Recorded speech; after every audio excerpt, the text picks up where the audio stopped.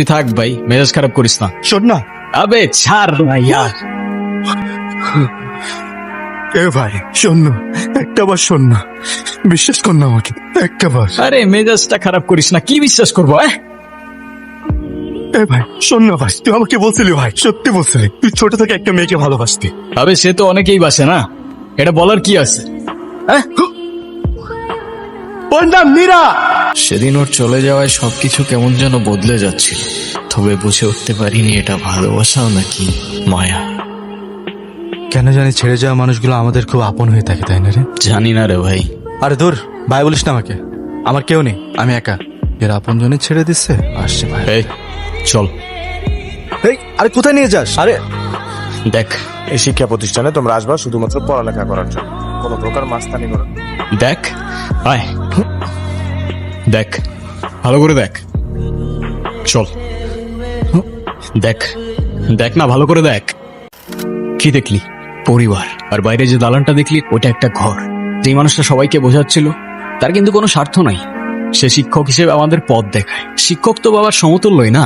আর এই যে ছোট বড় মানুষগুলাকে দেখছিস, এরা কেউ তোর ভাই, কেউ তোর বন্ধু। আর এত বড় একটা পরিবারের মধ্যে থেকে তুই কিভাবে বলতে পারিস তুই একা? অবশ্য তুই না ভাবলেও না, আমি ভাবি তোকে। তুই আমার ভাই, বন্ধু, কথাটা মনে রাখিস। বন্ধু আমার তো। Roll 1, Yes, sir. Roll 2, Yes, sir. Roll 3, roll 3। Yes, sir. Late কেন? স্যার বাবা অসুস্থ, বাবার ওষুধ কিনতে যাই, লেট হয়ে গেছে স্যার। ভাইজান, ও ভাইজান কোথায় গেলেন ভাইজান? ভাইজান ভাইজান আপনি জানি কেমন করতেছে ভাইজান, একটাবার উপরে চলেন ভাইজান। ভাইজান ভাইজান আল্লাহর দোয়াই লাগে ভাইজান, একটাবার উপরে চলেন ভাইজান, শেষবারের মতো চলেন ভাইজান, এরপরে আর আব্বাই নাও থাকতে পারে ভাইজান, চলেন ভাইজান। উনি আমার জীবন থেকে সেদিনই হারিয়ে গেছেন, সেদিন উনি আমার মাকে আমার কাছ থেকে কেড়ে নিয়েছেন।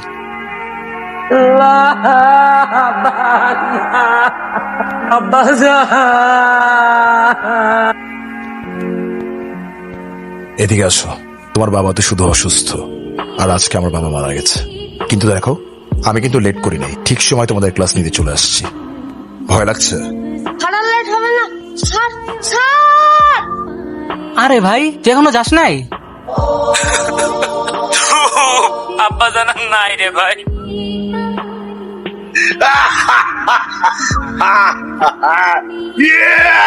বাবাকে মাফ করে দিও বাবা, তোমার শেষ ইচ্ছেটাও আমি পূরণ করতে পারলাম না। বাবার শেষ ইচ্ছাটাও আমি পূরণ করতে পারলাম না। তুই যদি একটাবার বলতিস, তুই গিয়াসুদ্দিনের কাছের কেউ, বাবাকে এত কষ্ট, আক্ষেপ আর ক্ষোভ নিয়ে চলে যাইতে হইতো না। আমি তোর কষ্টটা ফিল করছি ভাই, কিন্তু হয়তো নসিবে এইটাই লেখা ছিল। বাবা গিয়াসুদ্দিনের কাছে কেন পাঠাইছিল জানিস? তোর জন্য। আমার জন্য? আজকে থেকে ঠিক 28 বছর আগে কালীশঙ্কর নরকের রাজা হয়ে এই ফজলপুরে শুরু করছিল ত্রাসের রাজত্ব। শঙ্কর অসহায় কৃষকদের সুযোগ নিয়ে সুদে 6 মাসের জন্য টাকা দিত। শুধু তাই নয়, এমনকি সাদা কাগজে টিপসইও নিয়ে রাখত, যাতে সময় মতো কেউ টাকা না দিলে জীবনের সাথে জমিটাও দখলে নিতে পারে। সে বছর তীব্র তাপদাহে মাটি শুকিয়ে ফসল নষ্ট হতে থাকে। কৃষকের ওই অবস্থায় করার মতো কেবল 2টি পথই বাকি ছিল। এক, খোদার কাছে প্রার্থনা। এবছরে তো বৃষ্টি হয়নি, তাই ফসলও ঘরে তুলতে পারিনি। আমাকে আর একটা বছর সময় দিন, সামনের বছরে সব সুদে আসলে দিয়ে দেব। দয়া তো করি ওপরালা, আমি তো শয়তান। চাচা, শঙ্করের কাছ থেকে তো সুদে টাকা নিলে শেষে টাকা দিতে পারবে তো? মেয়েটা স্বামীর বাড়ি যৌতুকের জন্য পাঠা দিয়েছে। কালী শঙ্করের টাকাটা নিয়ে মেয়েটাকে আবার স্বামীর বাড়ি পাঠানো। ফসল তো লাগাছি, ওইটা বেশি কালী শঙ্করকে দিয়ে দেবো, বাকিটা আল্লাহর ইচ্ছা। কিন্তু আল্লাহর ইচ্ছেটা হয়তো অন্য কিছুই ছিল। এভাবে একের পর এক মৃত্যুতে গ্রামের মোড়ল সেটাই করলো যেটা তার আরো আগে করা দরকার ছিল। বলছিলাম কি, আজকে থেকে গেলে হতো না? তোমার কি যেতেই হবে? যাই ভাইজান, যাইতেই হইব। ঠিক আছে, তাহলে রওনা দাও। তোমরা তোমার বোর জন্য আমার মন থেকে দোয়া রইল। ইনশাল্লাহ। আসসালামু আলাইকুম। ওয়ালাইকুম আসসালাম। এর কয়েকদিন পরেই বাবা সকালে শহরের উদ্দেশ্যে রওনা করে, আর দুপুর না গড়াতেই বাবা আহত হয়ে বাড়িতে ফেরে। কি হয়েছে তোমার? তুমি ঢাকা যাও নাই? কালী শঙ্কর। টাকার ব্যাপারে শঙ্কর আগেই জেনে গিয়েছিল। তাই ওর লোকজন বাবাকে রাস্তায় আটকে মারধর করে টাকাগুলো কেড়ে নেয়। এই ঘটনার পর বাবা অনেক ভেঙে পড়েছিল। বাড়ি থেকে বের হতো না, কারোর সাথে কথাও বলতো না, একেবারে চুপচাপ হয়ে গিয়েছিল। দাদার রেখে যাওয়া ট্রাকগুলো 5 বছরের জন্য লিজ দিয়ে টাকা নিয়ে বাবা তোদের ঠিকানায় চলে যায়। আর সেখানে গিয়ে জানতে পারে ফজলপুর থেকে সেদিন তোর বাবা আর ফেরে নাই। আর ঠিক এর একদিন পর মা আমাকে এই পৃথিবীর আলো দেখাতে গিয়ে নিজে এই পৃথিবী থেকে চলে যায়। এভাবে 1 দিন 2 দিন 3 দিন 2 যুগ পার হয়ে গেল ভাই, কিন্তু উনি আর ফিরে আসেনি। আফসোস, তোর বাবা শুধু শুধু নিজেকে বড় অপরাধী মনে করে এই পৃথিবী থেকে চলে গেল। বাবা তোকে 8 বছর ধরে খুঁজে যাচ্ছিল, কিন্তু এর মাঝে বাবার জীবনে অভিশাপ হয়ে আমি চলে আসি। 5-9টা বছর তোমার সবকিছু জেনেও আমি সহ্য করে গেছি, কখনো কিচ্ছু বলিনি। তাহলে আজ কেন ওই অবৈধ সন্তানকে এই বাড়িতে নিয়ে এলে? শিখা, আগে তুমি অবৈধ সন্তান বলছো? তুমি তো ভালো করেই জানো মালার সাথে আমার ধর্মীয় ভাবে বিয়ে হয়েছে। তাছাড়া কোন পরিস্থিতিতে আমাদের বিয়ে হয়েছে সেটা তুমি খুব ভালো করে জানো। তোমার সম্মান আর মুক্তারের কথা ভেবে আমি মালা আর ধ্রুবকে এ বাড়িতে আনিনি। তাহলে আজ কেন নিয়ে এলে বলো? হো, তোমার জীবনে আমার আর আমার ছেলের মূল্য কমে গেছে সেজন্য? আয় ভেতরে আয়। আন্টি বাবাকে বকছে, আমি গেলে আমাকেও বকবে, আবার মারতেও পারে। না না, আমি যাব না। কেউ কিচ্ছু বলবে না, বড় ভাই আছে না, চল। শিখা, মালা বেঁচে নেই। দীর্ঘ 2 বছর ক্যান্সারের সাথে যুদ্ধ করে আজ 2 দিন হলো মালা মারা গেছে। মৃত্যুর আগে মালাকে আমি ওয়াদা দিয়েছিলাম ধ্রুবকে আমি আমার কাছে রাখবো, আর এটাই ছিল মালার শেষ ইচ্ছে। আসসালামু আলাইকুম, আমি আদর্শ কলেজের পিয়ন গিয়াসউদ্দিন বলছিলাম। আপনি কি কোনো বাচ্চাকে খুঁজছেন? এই দাঁড়াও, তুমি ব্যাগ কান্দে নিয়ে কই যেতেছো? আরে একটা কাজে যাচ্ছি, আমলা। হো, এর মধ্যে আরেকটা জোড়ায় ফেলাইছো। দেখো, যাই করো আর কোনো পাপ এই বাড়িতে তুমি আনবা না। শিখা, কথাবার্তা কিন্তু ঠিক করে বলবা। ঠিক বেঠিক ভালো মন্দ বোঝার মতো ক্ষমতা কি তোমার আছে? যদি থাকতো তাইলে তোমার পাপের ফল এই বাড়িতে আইনা আমার ছেলের ভালোবাসা থেকে বঞ্চিত করতা না। শিখা, হ্যাঁ এই, আমার মাকে মারবে না, ভালো হবে না কিন্তু। বাবা, তুই চুপ কর না বাবা। কেন চুপ থাকবো? যে আমার মাকে মারবো তার হাত আমি ভাঙ্গা দিব। মুক্তার, তুই এত বড় বেয়াদব! না না না না, আমার ছেলের মাইরেন না, মাইরেন না, আমার ছেলের আপনি মাইরেন না, আল্লাহ দোহাই লাগে। মা মা মা মা, কাছে আসবি না আমার মায়ের, তোর কারণে আমার মায়ের এই অবস্থা হয়েছে। মা, তোমার কিছু হবে না। মা মা মা, কথা বলো মা। মা মা, উঠো মা। বাবা বাবা বাবা বাবা বাবা, মা মা মা, উঠো। মায়ের এমন মৃত্যুতে বাবা ব্রেন স্ট্রোক করে প্যারালাইজড হয়ে যায়। আর এরপর থেকে ভাইয়া কখনো বাবার মুখটাও দেখেনি, এমনকি আমার সাথেও কথা বলেনি। আর এভাবেই 18টা বছর কেটে যায়। কিন্তু একদিন এই ধ্রুব, ধ্রুব, আব্বা। বাবা, বাবা, মহান আল্লাহ তাআলা আমাকে প্রায়শ্চিত্ত করার শেষ সুযোগটা ভিক্ষা দিয়েছেন। তুই কথা দে, আমার শেষ ইচ্ছাটা তুই পূরণ করবি।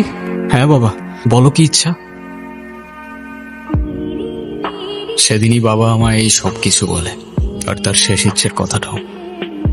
বাবা তোকে একটাবার সামনে থেকে দেখতে চাইছিল, আর সরি বলে তোর বাবার রেখে যাওয়া আমানতটা তোকে ফিরাই দিতে চাইছিল। সেটা আর হইল না ভাই। বাবার হয়ে আমি তোকে সরি বলছি। জন্মের পরপরই আমি আমার পরিবারকে হারিয়েছি, না মাকে দেখেছি না বাপকে। যেই মানুষটা ছোট থেকে এত বড় করলো সে ওই পৃথিবী থেকে চলে গেল। আর এই সব কষ্ট আমি ভুলে যাব যদি বন্ধু হয়ে তুই আমার পাশে থাকিস। আর বন্ধুকে সরি না, ভাই বলে বুকে জড়িয়ে নিতে হয়। এখানে একটা সাইন করে দেন তো। কি এটা? সামনে বি করবো তো, আর একটা মুদি দোকান দিব ভাবছি, তাই লোন নিতে হবে। জানেনই তো, শুনলে জামিনদার না বানালি লোন দিতে চায় না। আমার তো কেউ নাই, এতিম মানুষ, তাই আপনি সাইনটা করে দিলে লোনটা পাইলেও পাইতে পারি। ধন্যবাদ জাদু। তারিখ ঠিক আছে, সালটা তো ভুল দিছেন। এই যে ঠিকই তো দিছি, 2024। 24 কেন হবি? 2023। তোর ভুল হচ্ছে ভাই, তুই তোর ফোন দেখ। এই যে 2023।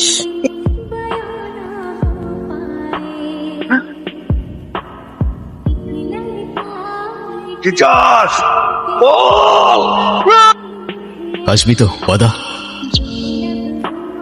জাদু, আমি 1 বছর পিছনে চলে আসছি। এলে আপনার আরো 1 বছর পরে আসার কথা ছিল। কাকা যে শোনো, গাড়িটা কয়টায় ছাড়বা? 8টায়। হ্যাঁ, প্রতিদিন কিন্তু লেটে যাইতেছে ট্রিপ। আমি কিন্তু বারবার কইছি লেট করা যাব না। যে নাস্তা রাস্তা কইরা গাড়ি তাড়াতাড়ি ছেড়ে দিও। আচ্ছা। ঠিক আছে, যাও। আরে ভাই, কি অবস্থা তোর এখন? ঠিক আছিস? বুঝতে পারছি না তোকে কিভাবে বোঝাবো। আমি মীর, তোর বন্ধু। তোর আর আমার দেখা হবে আরো 1 বছর পরে, কিন্তু আমি 1 বছর আগে চলে আসছি। আরে আমি 1 বছর পিছনে চলে আসছি। কি ভাই, তুই খাইছিস কিছু? হ্যাঁ, তোর ভাই এত আগেই মেন্টাল হসপিটাল থেকে বের হওয়া ঠিক হয় নাই। ঠিক আছে, সময় আছে, যা। আরে ইয়ার, আমি কোনো পাগল না, আর আমি কোনো মেন্টাল হসপিটালে ছিলামও না। বিশ্বাস কর না, তুই তোর বাবার শেষ ইচ্ছা পূরণ করার জন্য আমার শহরে গেছিলি। ওখানে তোর আর আমার বন্ধুত্ব হয়, আর তুই সেই বন্ধুত্বের নাম দিছিলি ভাই বন্ধু।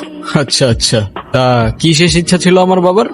উনি আমাকে সামনে থেকে দেখতে চাইছিল, আর কাছ থেকে সরি। তুই থাম ভাই।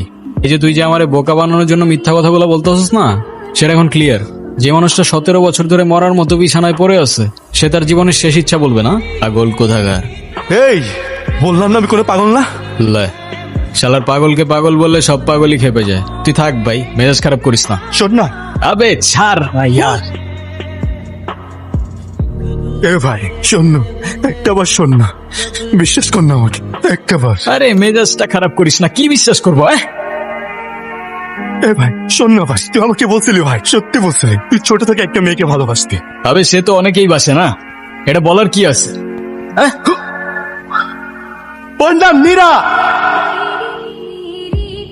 একটা পরী, রূপের উপর একটা পরীর নজর আছে, যার বয়স 460 বা তারও বেশি।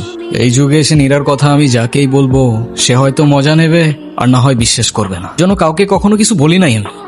ও গড, আর সেটা কিনা তোকে আমি বলছি। হয়তো আমি তোকে অনেক বিশ্বাস করছিলাম। আচ্ছা, কি হয়েছিল সবটা বল। তোর হিসাবটা তুই ক্লিয়ার কর। নে ভাই, বল তো শেষ ইচ্ছা কি? আমার যাইতে দে। যাইতে দে।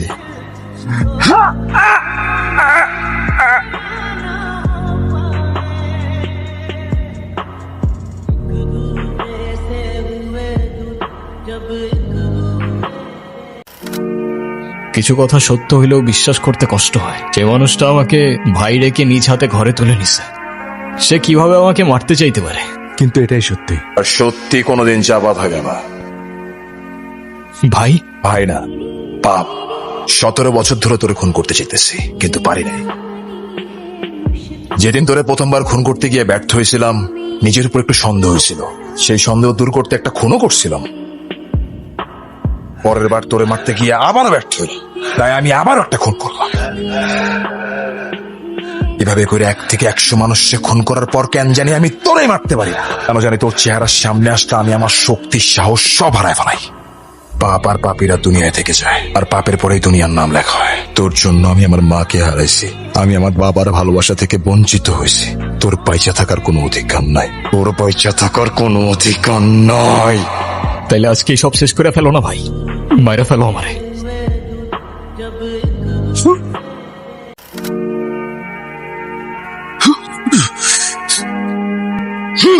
এই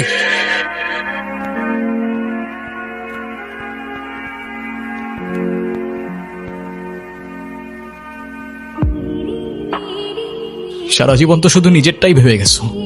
আমার কথা কখনো ভাবছো তুমি? নিজের মাকে হারানোর পর আরেকটা মাকেও আমি হারাই ফেলবো। তুমি বলো কষ্টটা কার বেশি পাবার কথা ছিল? উনি তো আমারও মা ছিল না, তুমি কিভাবে ভুলে গেলা ভাই? সেদিনের পর থেকে 17টা বছর ধরে বাবা নিজের ভুলের মাসুল দিয়ে আসছিল। আফসোস, এ জীবনে না পাইলাম বাবার ভালোবাসা, না মায়ের ভালোবাসা, আর না বড় ভাইয়ের। প্রতিটা রাতে ঘুমানোর আগে কেঁদে কেঁদে উপরওয়ালার কাছে বসি, যেন সব ঠিক হয়ে যায়। কিচ্ছু ঠিক হয় নাই।